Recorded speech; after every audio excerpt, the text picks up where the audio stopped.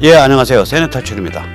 요즘 미국 정치가 굉장히 난잡해졌어요. 왜 그러냐면 트럼프가 워낙 팔을 막 거세게 주도해서 몰고 나가니까 이 민주당이나 이런 쪽에서 이걸 어떻게 적응해야 될지 몰라가지고 무지하게 이제 헤매고 있는 상태입니다. 한번 보시죠. 민주당이 자멸로 들어가고 있는 것 같아요. 이 조 바이든, 조 진핑 혹은 조 차이나라고 부르죠. 지금 민주당에서 가장 강력한 대통령 후보 며칠 전에 연설을 할 때 푸틴과 김정은 같은 폭군을 그냥 두면 되겠습니까? 근데 트럼프는 그들과 쎄쎄쎄하고 회담을 합니다. 하고 공격을 했다고요. 뭐가 빠져 있죠? 중국이 빠져 있죠. 시진핑 중국이 빠져 있죠. 중국의 전체주의 반동이 빠져 있죠. 그게 완전히 이게 거의 이제 이 친중을 깃발을 들고 나간 거예요. 지금 판이 이렇게 가고 있는데. 그러니까 이럴 때는 프레임을 같이 타고 나가야 되는데 프레임을 전혀 다른 데 가서 놀아버리니까 이거는 안드로메다 너 혼자 놀아 해서 제껴진다고요. 저렇게 되면. 내년 아마 대선 볼만할 거예요. 이게 지금 내년 대선 상황까지 벌써 이제 연말 되면은 내년 대선 분위기 돌기 시작하고 내년 봄부터는 본격적인 대선 행보인데 이른 봄, 그러니까 2월, 3월부터는 본격적인 대선 행보인데 이거 지금 민주당 이 상황 보면 힘을 못 쓸 것 같아요. 한번 보시죠. 민주당이 지금 문제가 뭐냐면 내부에 그 급진 좌파가 강해요. 이게 몇십 명 되는데 이 사진의 오른쪽에 있는 그 오카시오 코르테스 같은 여자, 예, 20몇 살짜리 뉴욕에서 됐죠. 그 포르토리코 출신이고요. 그 다음에 미국에서 이민자 관리하지 마라. 그냥 오고 싶은 사람 다 와서 살게 해라. 이런 극단적인 주장을 하는 사람이거든요. 이런 쪽이 몇십 명 돼요, 이번에. 이 사람들이 이 하원 법사위에 오골오골 몰려가지고 탄핵, 매일 탄핵을 부르짖어요.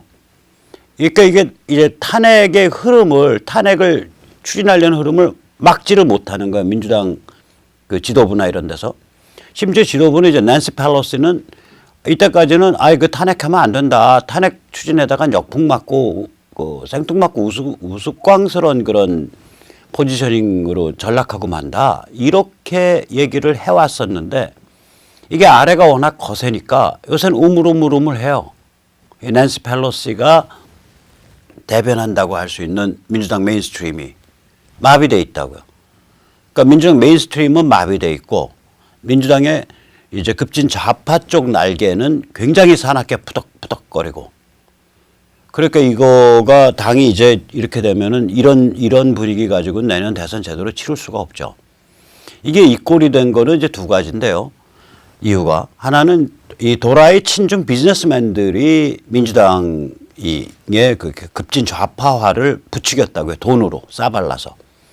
그리고 극좌 성향의 의원들이 그 지원을 받아서 대거 당선이 됐고 작년 그러니까 중간선거에서 이런 그 도라이 친중 비즈니스맨의 대표적인 인물이 금융가죠. 헤지펀드 하는 사람이니까 말하자면 금융가 중에서도 제일 악랄한 금융가예요.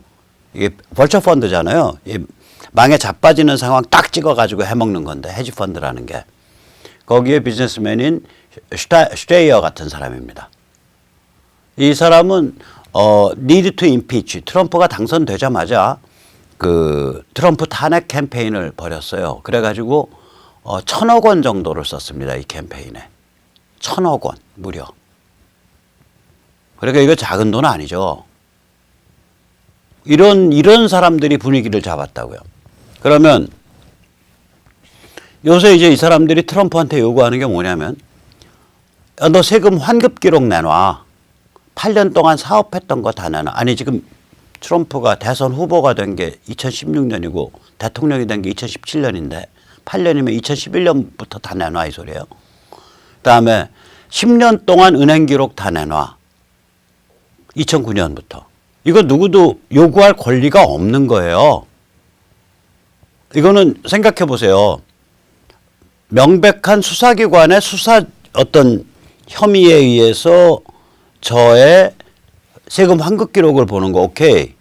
근데 국회가 가지고 오라 그런다고. 예를 들어서 대한민국 국회가 지금 개판으로 아무리 돌아간다 그래도 저보고서 야 백모 너 좀 기분 나쁜데 세금 환급 기록 다 갖고 와. 제가 왜 갖고 가냐고. 세금 환급 기록을 보면 제가 무슨 생활을 해왔는지가 다 나오는 프라이빗한 정보거든요. 이게 다. 그리고 트럼프가 사업에 손 뗀 지가 언젠데 대통령 후보 경선에 참여하기도 전인 시점에 사업자료 다 갖고 와라. 개인 은행 기록 다 갖고 와라. 이럴 권리가 없는 거예요. 그러니까 초법적인 요구가 막 튀어나와요. 거기다가 이제 요새 그 뮬러 특검 때 그 문제됐던 도시에 슈틸 도시에 그러니까 트럼프가 러시아와 공모했다라고 주장하는 근본 문건이 된 문건이 있죠. 이 문건 자체는 민주당에서 돈 질러서 만든 문건이었어요. 나중에 밝혀진 거는. 이거 가지고 이제 얘기가 도니까 서로 이제 국회 청문회 나오면은 서로 손가락질하면서 제가 해서 그 말했다. 나는 그 말 할 생각 없었다. 그러고 그 손가락질 당하는 쟤라는 인물은 아니다. 나는 그렇게 쟤한테 말하라고 시킨 적 없고 지가 알아서 그 말 한 거다. 이렇게 막 이제 서로 공을 빙봉으로 주고받으면서 서로 상대방을 손가락질하는 상황이에요. 트럼프 공격했던 사람들이. 이 러시아 스캔들과 관계돼서 트럼프를 공격했던 사람들이. 그리고 지금 민주당의 트럼프 탄핵의 이유가 뭐냐면 수사를 방해했다거든요. 그러니까 obstruction of justice. 그러니까 이 뮬러 특검에 나가서 진술하는 거 이런 것들을 트럼프가 하지 말라고 지시했다. 뭐 이런 혐의인데 뮬러 특검 보고서 자체가 뭐 그것도 수백억 원의 돈을 써서 발견한 게 결국은 러시아 스캔들은 이건 근거가 없다. 그 사안 자체가 그렇게 밝혀졌단 말이에요. 그러면 무혐의인 사안에 대해서 혐의가 있는 사안이 밝혀져 갖고 기소가 됐는데 그 기소 나중에 보니까 그 혐의를 수사하는 과정에서 뭐 방해를 했다 그럼 이게 그 수사 방해가 되겠지만 무혐의로 밝혀진 거에 대해서 수사를 방해했다? 그것도 그냥 무혐의도 아니고 수백억 쓰고 수십 명 전문가 붙어서 2년 동안 질질 끌다가 무혐의인데 현역 대통령에 대해서. 그러니까 말이 안 되는 소리거든요. 죄를 짓지 않은 것에 대한 수사를 억지로 2년 동안 사람 괴롭히면서 정치적으로 생매장하면서 하는데 그것에 대해서 한두 마디 한 거에 대해서 수사방해라고 걸겠다는 거예요. 그래서 탄핵하겠다는 거예요. 이 사람들은 이제 한국에 좀 와야 돼요. 한국에 와서 조중동한테 좀 배우시라고 조선일보 방 회장, 동아일보 김 회장, 또 중앙일보 홍 회장 만나고 또 정치판에서는 그 김무성, 유승민, 뭐 권선동 뭐 그다음에 김성태 이런 사람들 좀 만나고 탄핵 어떻게 해야 성공시킵니까? 하고 한 수 배우셔야 돼. 미국 민주당 사람들이. 그리고 이제 법조로 가면은 이제 그 헌법재판관들하고 그다음에 박영수 특검 쪽을 만나서 근사하게 대접하면서 과외를 좀 받고 가세요. 그렇게 어설프게 해갖고는 탄핵 안 됩니다. 이게 완전히 안 되고 그리고 뭐 고영태도 만나야 되고 또 승마협회도 만나야 되고 다 만나셔야 돼. 또 전경련의 이승철, 그 박근혜 대통령 증언에서 완전히 등짝에 칼질은 인간, 전경련 상근 부회장까지 출세한 전경련 상근자 출신 이런 사람들 만나서 어떻게 하면 함정에 빠뜨려서 작살낼 수 있습니까? 라고 그 배우시고 가야 돼요. 아무튼 간에 지금 이렇게 탄핵 그러고 탄핵거리도 없는데 그러고서 막 그 앞에 민주당 좌파가 치고 나가니까 민주당 메인스트림이 넋이 빠져갖고 그거 말리지도 못하고 그냥 있는 거예요, 이게. 이래갖고 내년 대선 되겠냐고, 민주당이. 내년 대선 완전히 찜쪄 먹었습니다. 민주당이 자멸 코스로 들어가고 있다는 느낌 받아요. 그래가지고 폭스뉴스 같은 데서는 민주당이라고 안 불러요, 더 이상. 민주급진 사회주의당이라고 부릅니다. 데모크라틱 레디컬 소셜리스트 파티. 이제 데모크라트라고 안 부르고 데모크라틱 레디컬 소셜리스트 파티, 민주급진 사회당이라고 부른다니까요. 이 지경 가면 이거 작살 난 거예요. 작살 나는 겁니다. 게임 안 됩니다, 내년 대선. 이럴 때는 패배할 때 처절하게 패배하는 게 좋아요, 차라리. 그래서 내년 대선 패배하고 나서 정신이 번쩍 들어가시고 내년 대선 때 또 저거 하니까 그 하원 총선거 하니까 그때 이 트라이브라든지 오카시오 코르테즈라든지 이런 그 급진 좌파 성향의 이상한 사람들 다 공천 다 뺏고 제대로 진영을 다시 갖추는 게 좋을 것 같아요. 민주당 아마 그렇게 될 겁니다. 내년엔 힘들지 몰라도 또 한 2년 더 지나면 그렇게 될 겁니다. 안 그러면 당 자체가 사라지는데.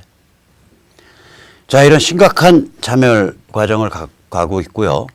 지금 트럼프는 이것과 상관없이 문명 세계의 이름으로 미중 전쟁을 벌이고 있죠. 그래서 이 트럼프의 미중 전쟁의 이제 넘버원 그러니까 스피커가 그 스티브 배넌이 됐거든요. 이것도 참 특이해요. 미국의 이 흐름이 워낙 도도하니까 이 스티브 배넌은 원래 골드만삭스의 기업 컨설팅 하던 사람이에요. 그 다음에는 이제 이쪽 보수주의 성향의 돈주를 만나서 물주를 만나가지고 되도 않는 무슨 정치 영화 찍는다고 헐리우드에서 돈 좀 갖다 쓰고 그러다가 또 이쪽 성향의 그거 만나가지고 이 사람이 이제 일단 그 틀거리가 신원서판이 뭐 이렇게 카리스마틱하잖아. 그리고 말도 똑부러지게 잘하고 순발력도 좋아요. 그러니까 대중 선동가로서 굉장히 훌륭한 사람이에요. 그 자질이 그러니까 이 철학적 깊이라든지 일관된 어떤 통찰력 이런 건 저는 별로라고 봐요. 그런 걸로 치면 고든창에 100번 낫고요. 이 사람은 장점이 어디 있냐면 순발력 있게 그 정치 술수 부리고 순발력 있는 그 정치적 언어를 만들어서 띄워내고 극단적인 표현으로 이런 거에 능한 사람입니다. 일종의 이제 데마고그까지는 안 가더라도 프로파간디스트죠. 선전선동가죠. 그런데 이 스티브 배넌이 이제 그 트럼프 선거전을 지휘를 했잖아요. 그때 당시에 스티브 배넌은 고립주의의 그 백인 우월주의 그 칼날을 짙게 풍겼어요. 그래서 그 고립주의 백인 우월주의 표를 긁어 모았다고요. 그 서민층 백인의 표를. 그러고 나서 트럼프 당선된 다음에 백악관에 이제 뭐 특별한 어떤 그 보직이 아니고 굉장히 그 높은 여기저기 다 찝쩍거릴 수 있는 보직을 받았죠. Chief Strategist, 수석 전략가라는 보직을 받아서 여기저기 찝쩍거리면서 계속 문제 일으키다가 17년 여름에 그 백인 우월주의, 화이트 내셔널리스트들이 버지니아 샬럿스빌에서 열린 그 PC 좌파 성향의 집회에 백인 우월주의 청년 하나가 차를 몰고 돌진해서 한 명인가 두 명 죽은 사건이 있어요. 그 무렵에 그만뒀다고요. 스티브 배넌이. 그동안에 문제가 축적돼 가지고. 그만두고 나서 이제 트럼프 마탱이 갔다. 이제 저 사람 이제 우리의 대의와 어긋나는 실패한 대통령이 되고 말았다. 난 이제부터 반 트럼프 투쟁을 하겠다. 17년 초가을에 그러고 떠들고 다녔어요. 그래서 트럼프가 배넌에 대해서 he's crazy, he's out of mind 그랬다고요. 그러니까 저 사람 머리가 좀 이렇게 돼갖고 지금 제정신 아니야. 그러니까 그러고 나서 이제 딱 짱 받고 또 쫙 보니까 이게 미중전쟁판으로 가고 있거든. 그러니까 칼 쫙 벗고 그 다음에 미중전쟁 진격 앞으로 하면서 이제 칼 휘둘면서 튀어나가는 게 스티브 배넌이에요. 그래서 저는 스티브 배넌 말을 들을 때 한 20%좀 유보를 좀 남겨놔요. 이 사람이 아주 심오한 통찰이 담긴 말은 아니고 굉장히 선동적이고 굉장히 잘 표현된 대중언어를 사용하는 사람이다라는 그 한계 틀을 가지고 저는 스티브 배넌 얘기를 듣습니다. 아무튼 간에 그런 사람인데 그럼 이제 재야란 말이에요. 그러니까 미국이 참 재밌는 사회인 게 대통령한테 그만두고 나가면서 우리로 하면 청와대 백악관에 침 뱉고 가면서 이제 저 문재인이 저 마탱이 갔다.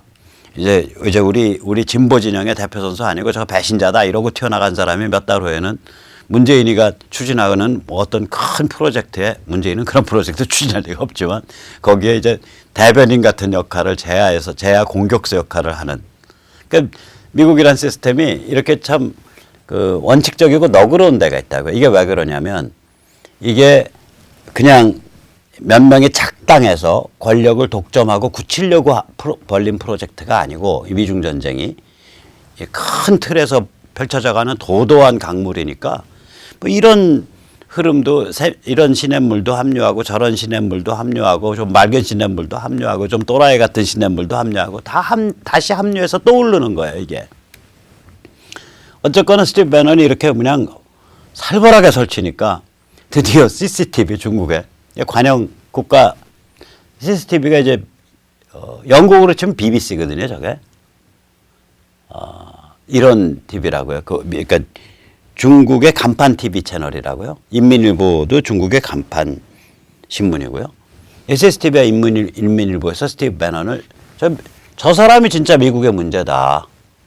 미국의 적은 스티브 배넌이다. 그 악마적 인물이다. 디모닉하다라고 평을 한 것 같아요.